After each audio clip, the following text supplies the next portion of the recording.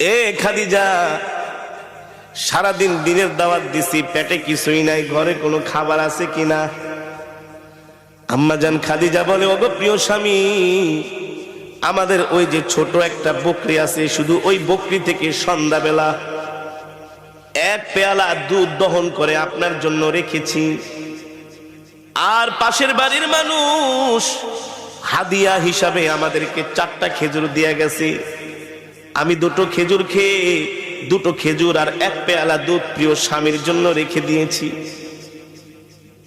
আপনাদের কাছে আমার প্রশ্ন, সারাদিন না খাওয়া মানুষের কি এক পেয়ালা দুধে কি পেট ভরে, তৃপ্তি মিঠে? আম্মা জান আয়েশা রাদিয়াল্লাহু তাআলা আনহা আল্লাহর নবীর সামনে দুধের পেয়ালা হাজির করলেন। নবীজি অর্ধেকটুকুন দুধ খেয়ে অর্ধেকটুকুন দুধ আম্মা জানকে দিয়ে দিলেন। নবীজি একটা খেজুর খাইলেন, আর একটা খেজুর আম্মা জানকে দিয়ে দিলেন। আম্মা জান বলে, ওগো প্রিয় স্বামী, 2টো খেজুরি আপনি খেয়ে ফেলেন। আল্লাহর নবী বলেন, না না না, আমি আমার হাত দিয়া তোমাকে একটা খেজুর খাওয়ায় দিব। আল্লাহু আকবার। এই কথা বলতে বলতে হঠাৎ করে নবীজির চোখ চলে যায় আম্মা জানের কাপড়ের দিকে। আম্মা জান যে কাপড় পরেছেন, ওই কাপড়ের মধ্যে এত তালি, এত তালি, এত তালি, এখন আর মনে হয় কাপড় ছিঁড়ে গেলে তালি দেওয়ার মতো জায়গা থাকবে না। সরকার দো আলম আম্মা জানের মুখের দিকে তাকায় বলে, খাদিজা, এ খাদিজা, 40 মণ স্বর্ণ নিয়ে আমাকে বিবাহ করলা, কতটা মাস হয়ে গেল, ঠিক মতো কোনোদিন ঘরের বাজারও করি না, বাজার সদাইও আনতে পারি না, না খায়া থাকো। আজকে দেখলাম তোমার কাপড়ের মধ্যে এতগুলো শিলি। ও খাদিজা, একবারও বাজারের জন্য বললা না, কোনদিন বললা না বাজারে যাচ্ছেন, বাহিরে যাচ্ছেন, কিছু খাবার নিয়ে এসেন, এই কথাও বললো না। আমার কাপড় ছিঁড়া গেছে, একটা কাপড় পর্যন্ত নিয়ে এসেন। খাদিজা রে, 40 মণ স্বর্ণ নিয়ে আমাকে বিবাহ করলা, এই সম্পদগুলো আমি কোন জায়গায় ব্যয় করলাম একবারও কোনোদিন ডাক দিয়া জিজ্ঞেস করলা না। তোমার সম্পদগুলো আমি কোন কাজে ব্যয় করেছি? আম্মা জান খাদিজা বলে, গো আল্লাহর নবী,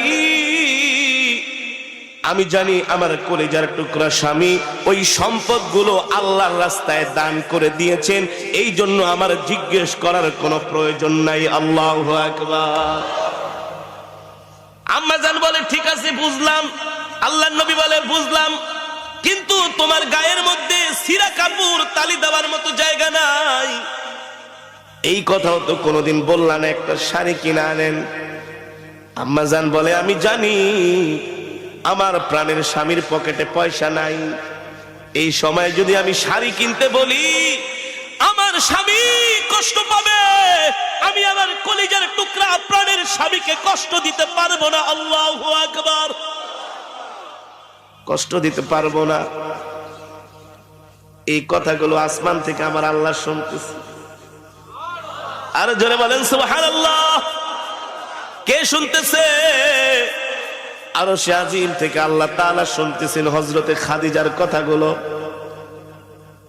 আম্মা জান খাদিজা বলে, গো আল্লাহর নবী,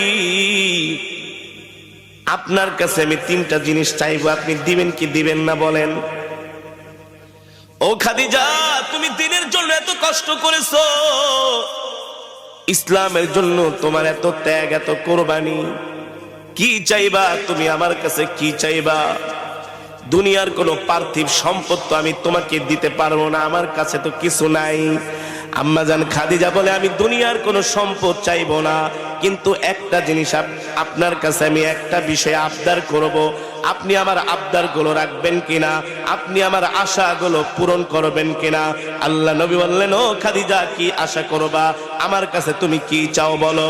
আম্মা জান খাদিজা বলে, গো আল্লাহর নবী, আপনার কাছে 1 নম্বরে আমার চাওয়া হলো, আমি যেই দিন ইন্তেকাল করব সেই দিন আপনি আপনার এই গায়ের জুব্বা মুবারক কষ্টটা দিয়া আমার শরীরের কাফনের কাপড় বানাইবেন।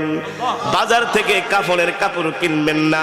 আমি চাই আমার কলিজার টুকরা প্রাণের স্বামী যেই জুব্বা মোবারক পরে আছে, এই জুব্বা দিয়া পেঁচায়া আপনি আমাকে দাফন করে দিবেন। আল্লাহু আকবার।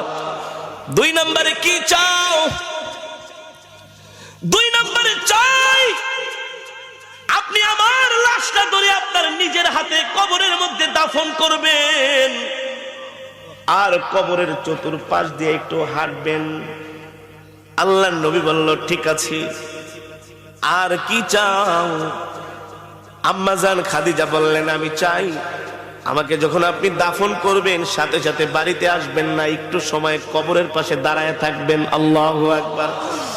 সরকার দো আলম বলে খাদিজা রে খাদিজা, 1 নম্বরে আমার জুব্বা মোবারক দিয়া যদি তোমাকে কাফনের কাপড় বানায়া, ওই জুব্বার কাপড়টা কাফনের কাপড় বানায় আমি যদি তোমাকে দাফন করিয়েতে তোমার কি উপকার হবে, কি ফায়দা? আম্মা জান বলে জাহান্নামের আগুনের এত বড় সাহস নাই। আল্লাহর নবীর জুব্বা মোবারক আমার গায়ের মধ্যে থাকবে, আর ওই জুব্বা মোবারক পুরে খাদিজার গায়ে জাহান্নামের তাপ লাগবে, এত বড় সাহস জাহান্নামের আগুনের নাই। আল্লাহু আকবার। 2 নম্বরে খাদিজা তুমি আমাকে কবরের মধ্যে নিজের হাতে রাখতে বললা আর একটু হাঁটতে বললা, কারণ কি? আম্মা জান খাদিজা বলে গো আল্লাহর নবী, কোন কারণে যদি আমি কবরে ধরা খেয়ে যাই, কবরের মাটির এত বড় সাহস নাই। আল্লাহর নবী যে মাটির চতুর্পাশ দিয়ে হাঁটছে, ওই কবরের মাটি আমাকে ভেদ করে 2-4 দিক থেকে আমাকে কবর চাপা দিবে। যেই জায়গায় আল্লাহর নবীর পা মোবারক পড়েছে, ওই মোবারক পা মোবারকের জায়গা ভেদ করে মাটি এক পাশ থেকে আরেক পাশে যাবে, আরেক পাশ থেকে আরেক পাশে যাবে। এত বড় সাহস কবরের মাটির কোনোদিন হতে পারে না। আল্লাহু আকবার। 3 নম্বরে তুমি আমাকে বললা আমি কিছুক্ষণ কবরের পাশে দাঁড়ায় থাকবো। আপনি কিছুক্ষণ কবরের পাশে দাঁড়ায় থাকবেন, এর কারণ হলো মুনকার নাকির ফেরেশতারা যখন সওয়াল করার জন্য আসবে, আপনি আমার সওয়ালের জবাবগুলো দিয়ে দিবেন। আল্লাহু আকবার। যারা বলেন আল্লাহু আকবার। আল্লাহর নবী সরকার দো আলম বলেন খাদিজা, আমি তোমার শর্তগুলো মেনে নিলাম, আমি তোমার শর্তগুলো মেনে নিলাম। আসমান থেকে আল্লাহ জিব্রাইলকে পাঠিয়ে দিয়েছে, জিব্রাইল যাও যাও যাও, আমার বন্ধু শুধু আমার খাদিজার এই শর্তের সাথে আমার বন্ধু একাত্মতা ঘোষণা করে নাই, আমি আল্লাহ আমার বন্ধুর সাথে একাত্মতা ঘোষণা করেছি। আল্লাহু আকবার। কারণ আমার খাদিজা দ্বীনের জন্য, আমার দ্বীনের জন্য এতটা কোরবানি করেছে, স্বয়ং আমি আরশের মালিক খাদিজার উপরে সন্তুষ্ট হয়ে গেছি। ঠিক আম্মা জান খাদিজা রাদিয়াল্লাহু তাআলা আনহা যখন ইন্তেকাল করলেন, আম্মা জানের কথা অনুযায়ী আল্লাহ তাআলা আমার নবীর সব ব্যবস্থাগুলো করলেন। কিন্তু যখন আম্মা জানের লাশটা যখন কবরের মধ্যে শোয়ানো হলো, বারবার নবীজি নিয়ে আসেন এত দেরি বেলা তোলার সাথে আসছে।